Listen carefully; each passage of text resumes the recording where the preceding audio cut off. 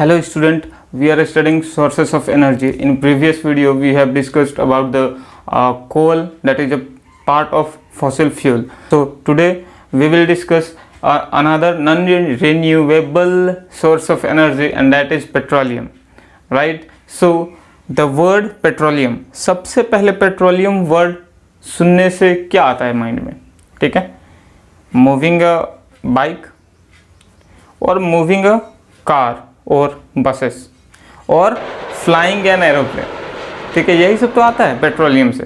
ठीक है, और कुछ क्या आता है? और जनरेटर आता होगा आई थिंक, क्योंकि उसमें भी हम लोग क्या पेट्रोलियम एक फॉसिल फ्यूल डालते हैं जिसकी वजह से हम लोगों को क्या मिलता है? इलेक्ट्रिसिटी मिलता है. ठीक है, यही सब तो आता है. तो सबसे पहले पेट्रोलियम वर्ड का मतलब समझना है. ठीक है, so petroleum, the word petroleum has two word, that is petra and oleum, right? Petra is a Greek word which means is rock, and oleum is another word that is a Latin word, it means oil.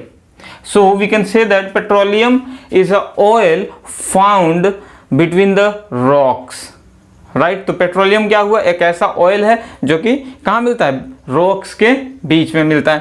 ठीक है, petroleum कैसा होता है? ठीक है, देखा है ना आप लोगों ने पेट्रोलियम, डीजल देखा होगा, पेट्रोल देखा होगा, केरोसिन देखा होगा, इवन जो हमारे पास होती है ना वैसलीन, वो भी क्या है? एक पेट्रोलियम का पार्ट है. ठीक है, so petroleum is a dark coloured viscous and foul smelling crude oil. ठीक है, तो ये क्या होता है? Crude oil. Crude oil means क्या होता है? कच्चा तेल. ठीक, क्रूड ऑयल क्या होता है? देखो, crude oil is a naturally occurring petroleum that is found between the impervious rock beneath the earth. ठीक है, तो ये क्रूड ऑयल क्या होता है? अर्थ के नीचे में मिलता है. ठीक है, बिटवीन द रॉक्स. और रॉक कैसा होता है?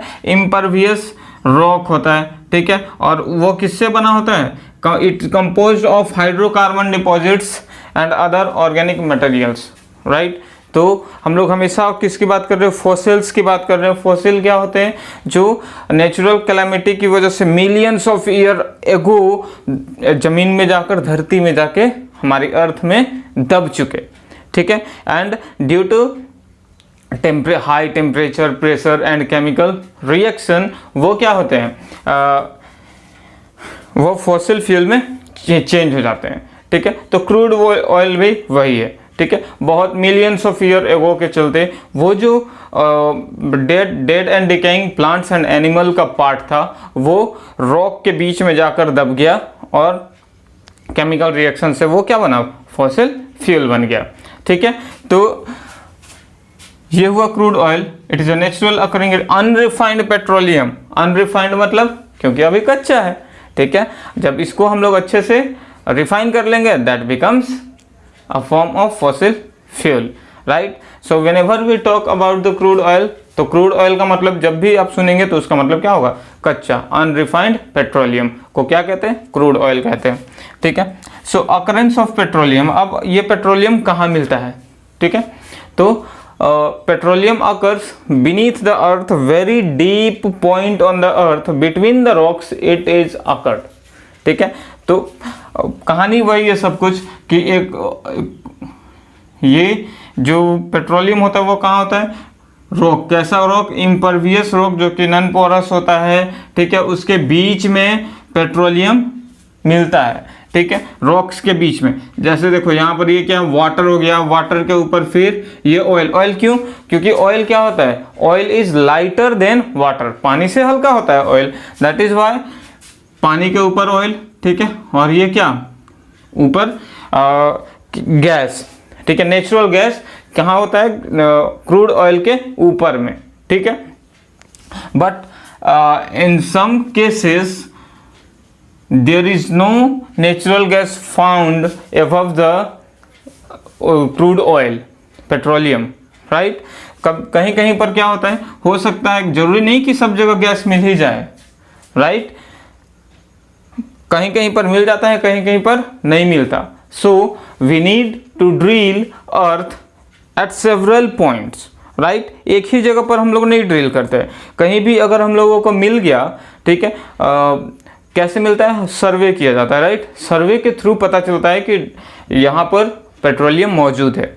सो whenever we try to get the petroleum, we need to drill at several points, and after that we choose only one point to extract the crude oils or petroleum, right। सबसे पहले सब जगह drill करते हैं, ठीक है, हो सकता है ये ड्रिल 500 बार करना पड़े, 100 बार करना पड़े, या फिर 3 बार में ही हो जाए, ठीक है। तो सपोज वो उस ड्रिल पॉइंट को हम लोग क्या करते हैं, चूज करते हैं जहाँ से नेचुरल ये गैस भी मिल जाए और ऑयल भी मिल जाए, ठीक है। नहीं तो सपोज मान लिया हमने कि उस जगह पे ड्रिल किया जहाँ पर गैस नहीं है, ठीक है, और सिर्फ ऑयल मिल रहा है, तो वो ज़्यादा बेनिफिशियल नहीं होता, ठीक है। सो हम लोग वहीं पर ड्रिल करते हैं जहाँ पर बहुत कुछ मिल जाता है, ठीक है।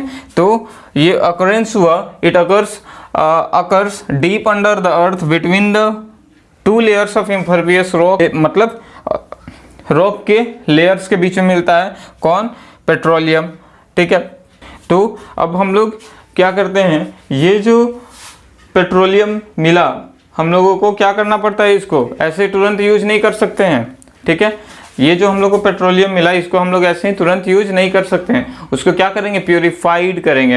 And the purification of petroleum और simply crude oil is known as fractional distillation, ठीक है। एक नया टर्म आ गया ना, फ्रैक्शनल डिस्टिलेशन।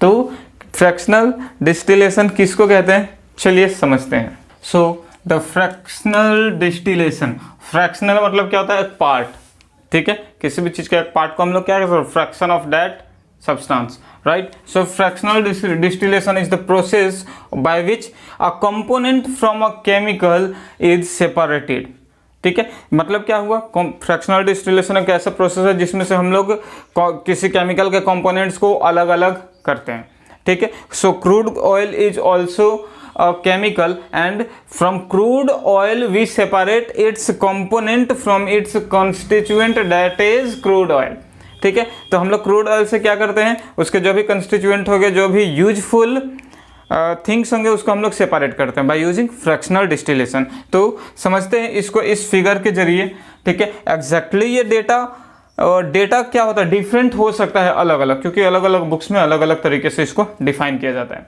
ठीक है। तो अगर थोड़ा सा कुछ डिफरेंस हो तो माइंड मत करना, ठीक है। अब मैंने इसको प्रैक्टिकली करके नहीं देखा है, मैंने भी पढ़ा है तो आपको बता रहा हूँ, ठीक है।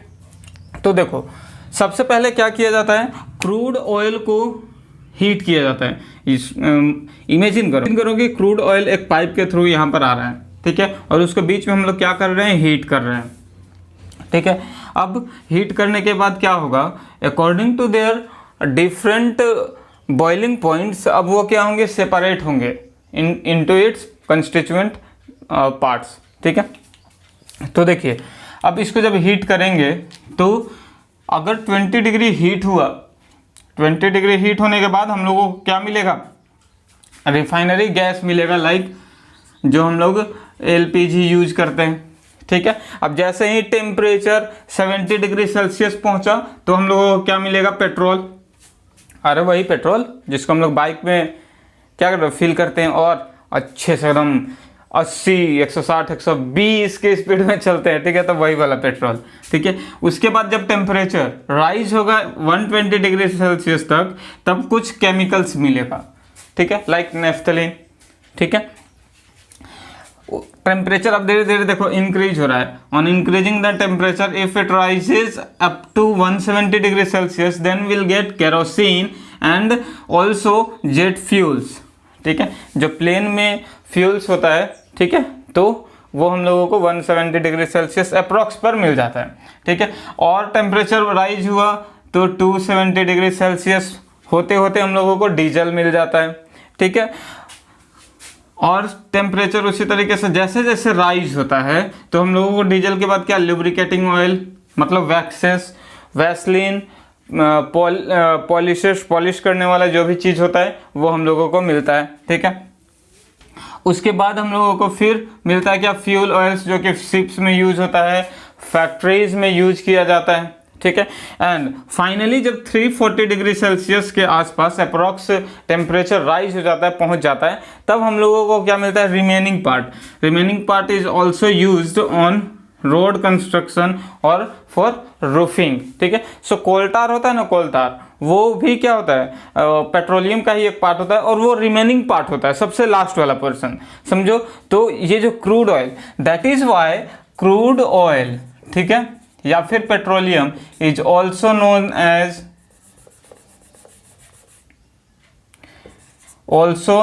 As black gold. इसीलिए इसको काला सोना कहा जाता है। क्यों? क्योंकि इसका कोई भी पार्ट यूजलेस नहीं होता। देखो जो भी हम लोगों को मिला सारा कुछ क्या है, यूजफुल है, ठीक है। ऐसा कोई भी चीज मिला क्या कि जो कि यूजलेस है? नहीं, सब कुछ यूज कर रहे हैं हम लोग, ठीक है। अब इसको ऐसे समझो, स्मॉल मॉलिक्यूल्स, गैस का क्या होता है, बहुत ही जो मॉलिक्यूल्स होता है बहुत ही छोटे छोटे होते हैं, ठीक है। तो उनको उनका बॉइलिंग पॉइंट भी क्या होगा, बहुत ही छोटा होगा, राइट। जितना ज़्यादा मॉलिक्यूल छोटा उतना ही बॉइलिंग पॉइंट कम, ठीक है। तो लो बॉइलिंग पॉइंट, और ये क्या होता है, कलर भी इनका लाइट होता है, और इसको ईजी टू मूव, आसानी से एक जगह से दूसरी जगह ट्रांसफर कर सकते हैं हम लोग। दैट इज वाई हम लोग एलपीजी को क्या, एक कंटेनर में आसानी से भर करके रख लेते हैं, ठीक है। उसी तरीके से अगर लार्ज मॉलिक्यूल्स की बात करें, देखिए ऊपर में अगर देखेंगे ना, ऐसे नीचे से ऊपर जाएंगे तो हम लोग को सारे चीज़ का मॉलिक्यूल्स क्या मिलेगा, छोटा मिलते जाएगा, छोटा, ठीक है। एंड जैसे ही नीचे की ओर आएंगे हम लोग देख रहे हैं कि सबका मॉलिक्यूल्स बड़ा होते जाएगा, ठीक है। तो जैसे ही मॉलिक्यूल्स बड़ा तो उसका बॉइलिंग पॉइंट भी क्या होगा, हाई होगा। वो कलर पता चलने लगेगा कि डार्क कलर का है, और इसको क्या हम लोग क्या वजनदार होता है थोड़ा सा, ठीक है। और ये क्या, थिक यानी कि चिपचिपा, जैसे कोल तार की ही बात करें आप उठाओ तो वो स्टिकी होता है, ठीक है।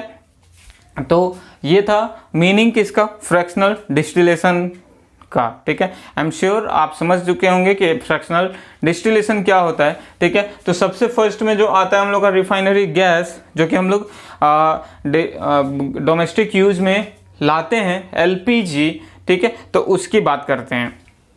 सो if will talk about the domestic fuels, that is liquefied petroleum gas. So तो मेन कंस्टिट्यूएंट जो होता है एलपीजी का, पेट्रोलियम गैस का, वो क्या होता है, butane. But in a small amount of propane and ethane is also present in LPG, ठीक है। सिर्फ ब्यूटेन ही नहीं होता है, एक स्मॉल अमाउंट ऑफ क्या, प्रोपेन और इथेन का भी होता है, clear. So we can say that petroleum gas is the combination of butane, propane and ethane, and all of these three compounds are example of hydrocarbons, right। Chemistry में हम लोगों ने इसको पढ़ चुका है, हाइड्रोकार्बन्स, ब्यूटेन, प्रोपेन और ethane के बारे में। सो एलपीजी क्या एब्रिविएशन होता है किसका, लिक्विफाइड पेट्रोलियम गैस का। कभी कभी हम लोग इसको ना यूज कर लेते हैं लिक्विड पेट्रोलियम गैस, जबकि एक्चुअली में ये लिक्विड पेट्रोलियम गैस नहीं होता है, ठीक है। लिक्विड मतलब क्या, लिक्विड के फॉर्म में। बट एलपीजी को क्या किया जाता है, रिफाइनरी गैस को क्या किया जाता है, एकदम हाई कंप्रेसर के साथ किसी कंटेनर में बंद किया जाता है, right. And that becomes in the form of liquid, और तब वो लिक्विड के फॉर्म में बन जाता है। तो एलपीजी किसको कहेंगे, the petroleum gas which has been liquefied under pressure is called LPG, liquefied petroleum gas, ठीक है। तो इसीलिए तो हम लोगों ने देखा होगा कि जो भी हमारा एलपीजी आता है वो एक कंटेनर में आता है, ठीक है, सिलेंडर में आता है, और वो सिलेंडर में इतना ज़्यादा प्रेशर से उसमें कंप्रेस किया हो रहता है कि वो डेट बिकम्स लिक्विड। लेकिन कभी जब भी हम लोग गैस का नोब ओपन करते हैं तो तेज़ी से गैस क्या होता है, उसमें से बाहर निकालता है, वोलाटाइल हो जाता है, और वो गैस में चेंज हो जाता है क्या, लिक्विड, ठीक है। ऐसे ऐसे हिलाओगे तो पता चलेगा कि वो लिक्विड है उसके अंदर, लेकिन एक्चुअली में वो लिक्विड नहीं होता है, ठीक है। वो तुरंत वोलाटाइल होकर गैस बन जाता है। कुछ एलपीजी के बारे में हाइडन इन्फो जो कि अमूमन मालूम नहीं होता, ठीक है। कुछ मालूम होता है, कुछ नहीं, जो जानना है बस ये समझ लो। तो हमारा जो डोमेस्टिक एलपीजी गैस होता है, सिलेंडर में अप्रोक्स कितना 14 kg एलपीजी होता है, ठीक है। ये डोमेस्टिक पर्पस की बात हो रही है, नॉट कॉमर्शियली, ठीक है। कॉमर्शियली तो 20 लीटर या 20 केजी 25 केजी तक का भी आ जाता है, ठीक है, उससे ज़्यादा भी।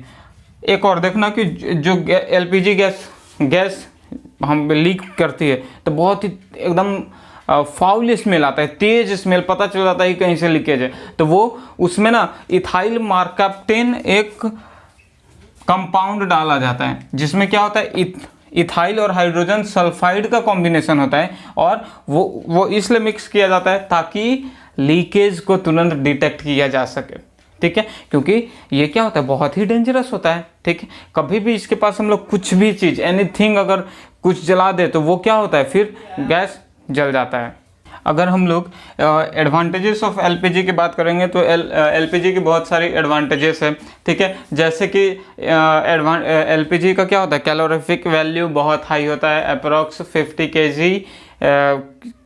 50 किलो जूल पर ग्राम होता है। मतलब क्या हुआ कि अगर 1 ग्राम हम लोग, ये केजी नहीं ये जूल है, ठीक है, अगर हम लोग 1 ग्राम एलपीजी लेंगे तो उसमें से लगभग 50 किलो जूल क्या निकलेगा, हम लोगों को कैलोरीफिक वैल्यू मिलेगा, ठीक है। और ये क्या होता है, स्मोकलेस होता है, that means it doesn't pollute our environment, right, and it doesn't produce poisonous gases, और ये पॉइजनस गैसेस भी नहीं प्रोड्यूस करता है, ठीक है। और ये क्या होता है, सबसे नीट एंड क्लीन फ्यूल होता है डोमेस्टिक घर के लिए, ठीक है।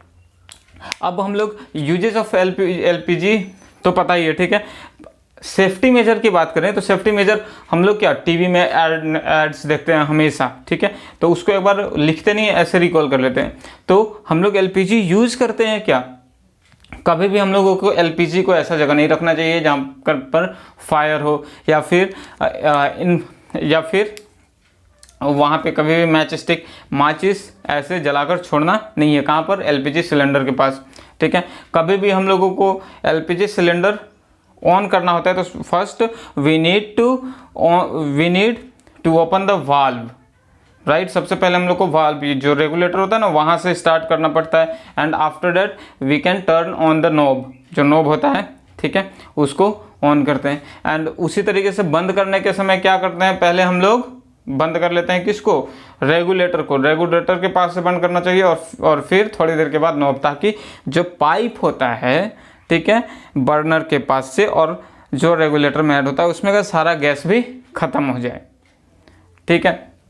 और मान लो कि कहीं हम लोग बहुत दिनों के लिए जा रहे हैं, टूर एंड ट्रैवलिंग कर रहे हैं, तो उस समय क्या करना चाहिए, रेगुलेटर को खोल करके रख देना चाहिए, ठीक है। और कभी भी अगर गैस सिलेंडर लीक हो तो तुरंत गैस एजेंसी वाले को फ़ोन करके कंसल्ट करना चाहिए, कंप्लेन करना चाहिए, और कभी भी गैस सिलेंडर लीकेज वाला नहीं लेना चाहिए, ठीक है। तो इस वीडियो में हम लोगों ने पेट्रोलियम की बात की, formation of petroleum, occurrence of petroleum, and fractional distillation के बारे में भी हम लोगों ने क्या किया, बात किया, ठीक है। सो नेक्स्ट वीडियो में हम लोग नेचुरल गैस की बात करेंगे। Till then take care and good bye.